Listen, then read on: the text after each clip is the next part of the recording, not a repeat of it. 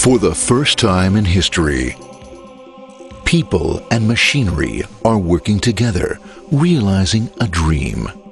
A uniting force that knows no geographical boundaries without regard to race, creed, or color. A new era where communication truly brings people together. This is the dawn of the net.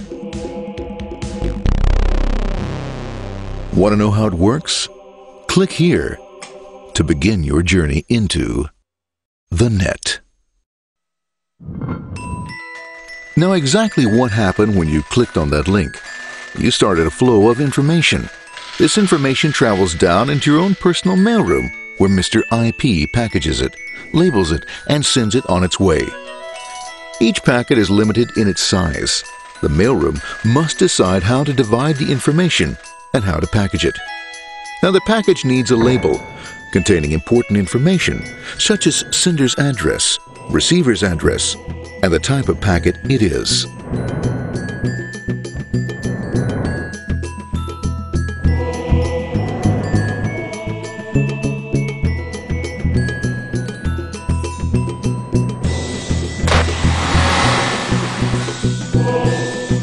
Because this particular packet is going out onto the internet, it also gets an address for the proxy server, which has a special function, as we'll see later. The packet is now launched onto your local area network, or LAN. This network is used to connect all the local computers, routers, printers, etc. for information exchange within the physical walls of the building. The LAN is a pretty uncontrolled place, and unfortunately, accidents can happen.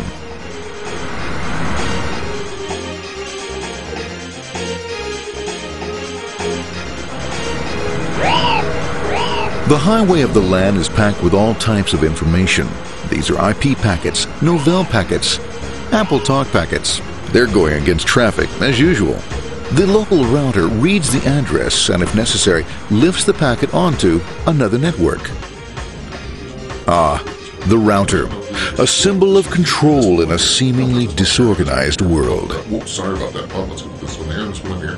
This moves here, this one goes here. I don't like this one. Let's go with this one. Let's go here. A little over this left. Let's move with this one here. Another channel here. Let's put that one here. Let's put that one here. There he is. Systematic, uncaring, methodical, conservative, and sometimes not quite up to speed. Sorry. But at least he is exact, for the most part. That's the one goes there. That one was there. That one was there. That one was there. And this one was there. Oh, another one goes there. That was there. He's behind. He's still there. That was there. He was there. Oh, let's put that one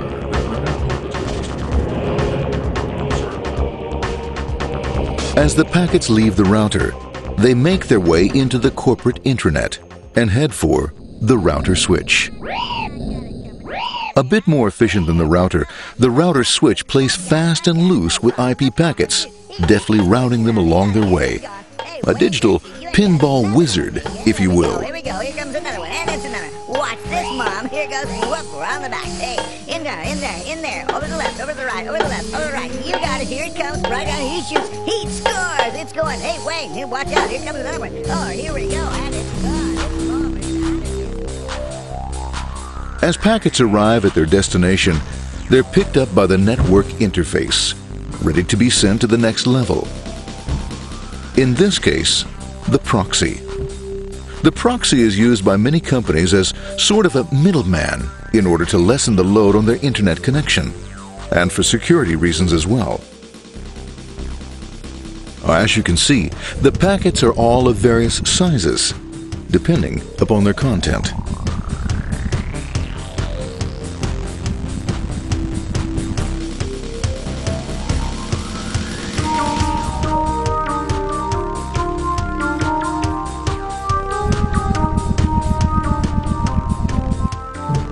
The proxy opens the packet and looks for the web address, or URL. Depending upon whether the address is acceptable, the packet is sent on to the internet.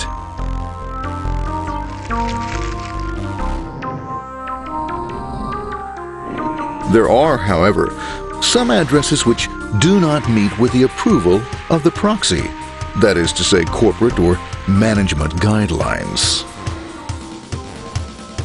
these are summarily dealt with. We'll have none of that. For those who make it, it's on the road again.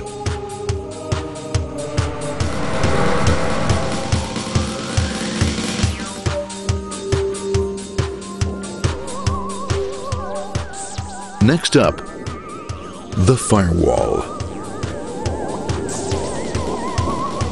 The corporate firewall serves two purposes. It prevents some rather nasty things from the internet from coming into the intranet, and it can also prevent sensitive corporate information from being sent out onto the internet. Once through the firewall, a router picks up the packet and places it onto a much narrower road, or bandwidth, as we say. Obviously, the road is not broad enough to take them all.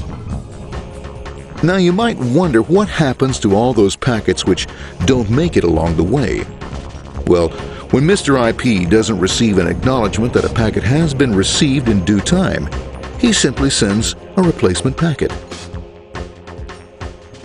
We are now ready to enter the world of the Internet. A spider web of interconnected networks which span our entire globe. Here, routers and switches establish links between networks. Now, the net is an entirely different environment than you'll find within the protected walls of your LAN. Out here, it's the Wild West. Plenty of space, plenty of opportunities, plenty of things to explore and places to go. Thanks to very little control and regulation, new ideas find fertile soil to push the envelope of their possibilities. But because of this freedom, certain dangers also lurk. You'll never know when you'll meet the dreaded ping of death. A special version of a normal request ping, which some idiot thought up to mess up unsuspecting hosts. The paths our packets take may be via satellite, telephone lines, wireless, or even transoceanic cable. They don't always take the fastest or shortest routes possible, but they will get there. Eventually. Maybe that's why it's sometimes called the worldwide wait. But when everything is working smoothly, you can circumvent the globe 5 times over at the drop of a hat. Literally. And all for the cost of a local call or less. Near the end of our destination, we'll find another firewall. Depending upon your perspective as a data packet, the firewall could be a bastion of security or a dreaded adversary. It all depends on which side you're on and what your intentions are. The firewall is designed to let in only those packets that meet its criteria. This firewall is operating on ports 80 and 25. All attempts to enter through other ports are closed for business.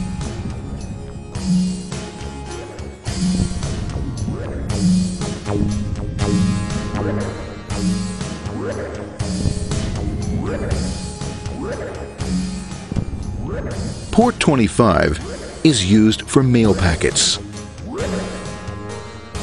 while Port 80 is the entrance for packets from the Internet to the web server. Inside the firewall, packets are screened more thoroughly. Some packets make it easily through customs, while others look just a bit dubious. Now, the firewall officer is not easily fooled, such as when this ping of death packet tries to disguise itself as a normal ping packet. It's okay, Gorham. It's okay. No problem. Have a nice day. Be out of here. Bye. For those packets lucky enough to make it this far, the journey is almost over. It's just a line up on the interface to be taken up into the web server. Nowadays, a web server can run on many things, from a mainframe to a webcam to the computer on your desk, or why not your refrigerator? With a proper setup, you can find out if you have the makings for chicken cacciatore or if you have to go shopping. Remember, this is the dawn of the net. Almost anything's possible. One by one, the packets are received, opened, and unpacked. The information they contain, that is, your request for information, is sent on to the web server application.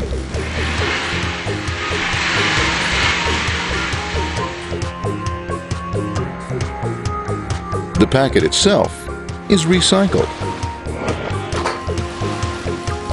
ready to be used again, and filled with your requested information.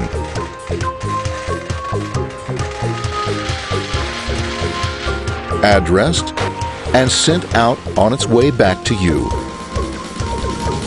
Back past the firewall, routers, and on through to the internet. Back through your corporate firewall.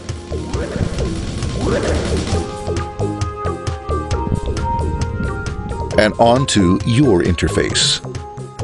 Ready to supply your web browser with the information you requested. That is, this film.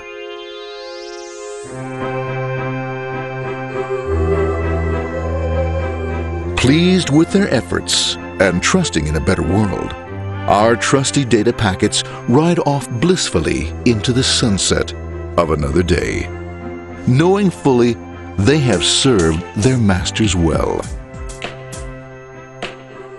Now, isn't that a happy ending?